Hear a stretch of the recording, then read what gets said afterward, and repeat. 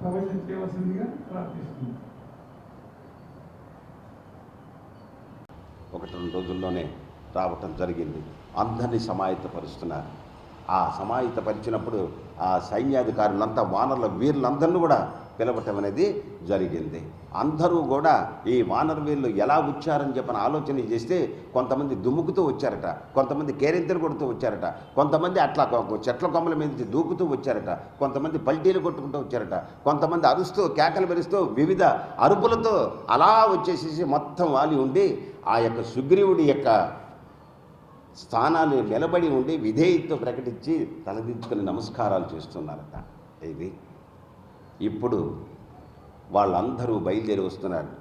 గయుడు, గవయుడు, గవాక్షుడు, గంధమాధనుడు, ఋషభుడు, అలాగే హనుమంతుడు, అందరూ కూడా జాంబవంతుడు, వీళ్ళందరూ కూడా మైంద ద్వివేదులు మొత్తం అందరూ కూడా వారి వారి సైన్యాలతో మొత్తం వచ్చేసారట.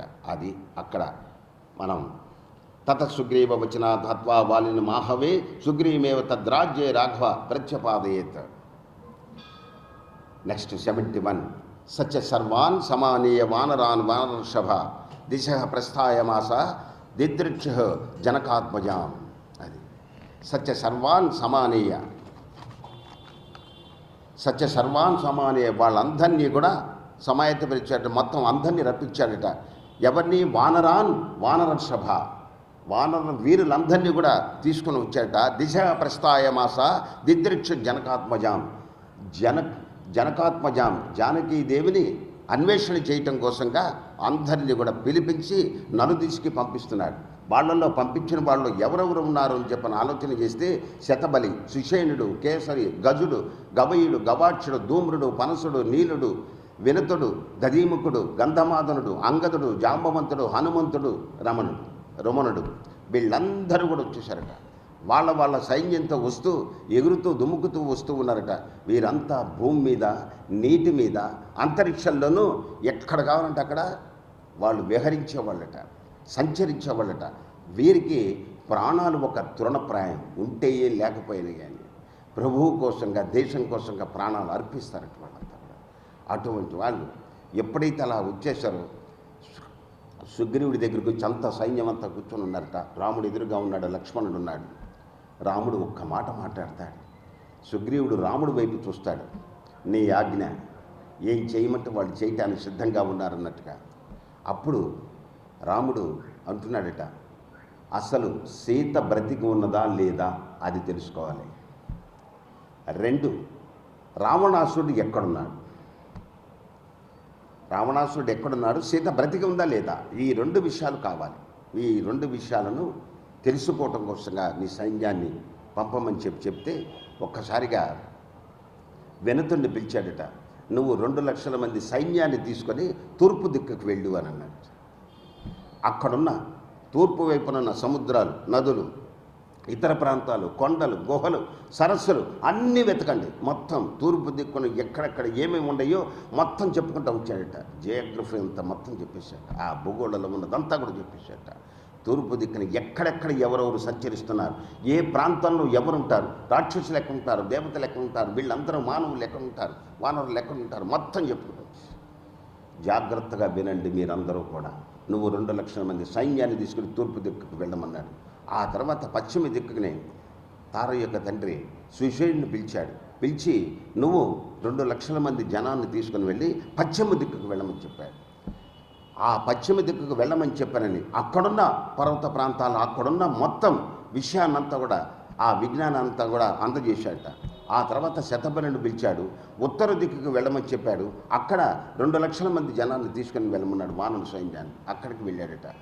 దక్షిణ దిక్కుకి పంపించడం కోసంగా అంగదుని పిలిచాడు, జాంబవంతుని పిలిచాడు, హనుమంతుడిని పిలిచాడు, నీలుని పిలిచాడు, గవాక్షుని పిలిచాడు, అందరిని పిలిచాడట. ఆ పిలిచి కార్యమంతా నీ మీదనే ఉన్నది అని అన్నాడట.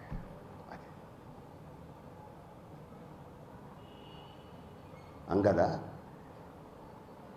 వినీతుడిని పిలిచాడు, అంగదుని పిలిచాడు, మిగిలిన వాళ్ళని కూడా పిలిపించాడు, శిష్యుడిని కూడా. మీరందరూ 1 మాసం మాత్రం సమయం ఇస్తున్నారు. ఈ యొక్క మాసంలో మీరు సీతను అన్వేషణ చేసి తిరిగి రావాలి.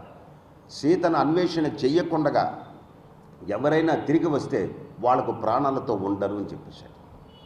అంతే. ఎక్కడన్నా మిగిలిపోయి ఉన్నా కూడా ఆయా ప్రాంతాలు సంచరించకుండా పూర్తి చేశామనే భావన ఎవరైనా కల్పించారంటే వాళ్ళు ప్రాణాలతో మిగరు. గుర్తుపెట్టుకోండి, ఇది సుగ్రీవుని యొక్క ఆజ్ఞ అని చెప్పి మరీ సుగ్రీవుడు వాళ్ళందరినీ కూడా ఆజ్ఞ జారీ చేస్తాడట. హనుమా, ఒక్క విషయాన్ని చెప్తున్నాను.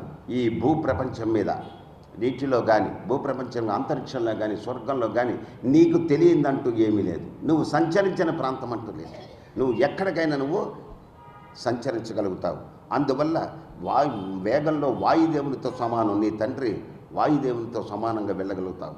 నీకు బుద్ధి ఉన్నది, ధర్మం ఉన్నది, దైవం ఉన్నది. ఒక కార్యాన్ని అనుసరించి వెళ్ళాలంటే దేహబలం ఉండాలి, బుద్ధి బలం ఉండాలి, ధర్మబలం ఉండాలి, దైవ బలం ఉండాలి.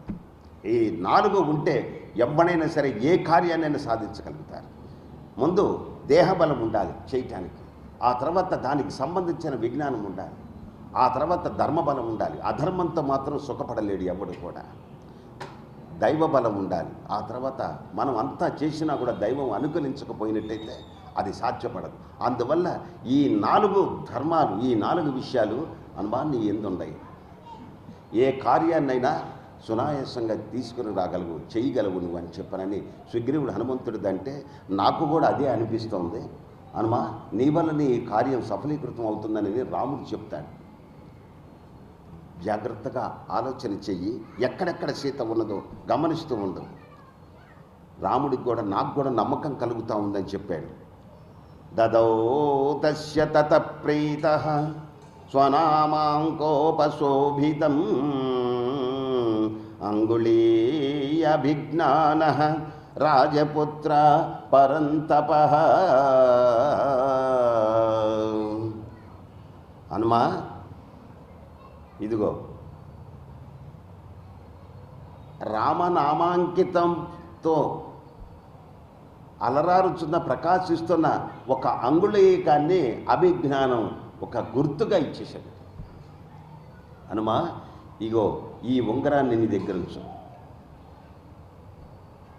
నువ్వు నా దగ్గర నుంచే వచ్చావు అనే నమ్మకం ఈ ఉంగరాన్ని చూడగానే సీతకు తెలుస్తుంది. సీత గుర్తుపడుతుంది, నువ్వు నా మనిషిగా వచ్చావనే భావన ఏర్పడుతుంది. అందువల్ల దాన్ని తీసుకొని సీతకు అందజేయనన్నాడు. శిరస్సును దాల్చాడట. రాముడికి చుట్టూ ప్రదక్షిణ చేశాట, సుగ్రీవుడికి ప్రదక్షిణ చేశాట. నీ అనుగ్రహంతో బయలుదేరుతున్నానని చెప్పనని శిరస్సును దాల్చిపెట్టుకున్నాట. ఇక్కడ నుంచి ఆయన నామయోగిగా మారతాడు ఆంజనేయ స్వామి. ప్రభుముద్రిక మేలుముఖమాహి జలదలాంగిగయ అచర జనాహి. ఆయనకి ఎదురే లేకుండా పోయిందట.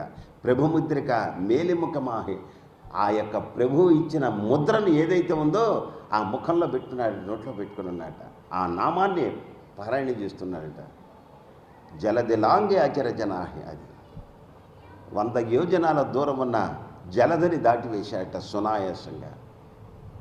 అంటే ప్రభువు యొక్క నామాన్ని ఎవడైతే పలుకుతూ ఉన్నాడో కార్యం చేసినా కూడా చేసినట్టు ఉండదు.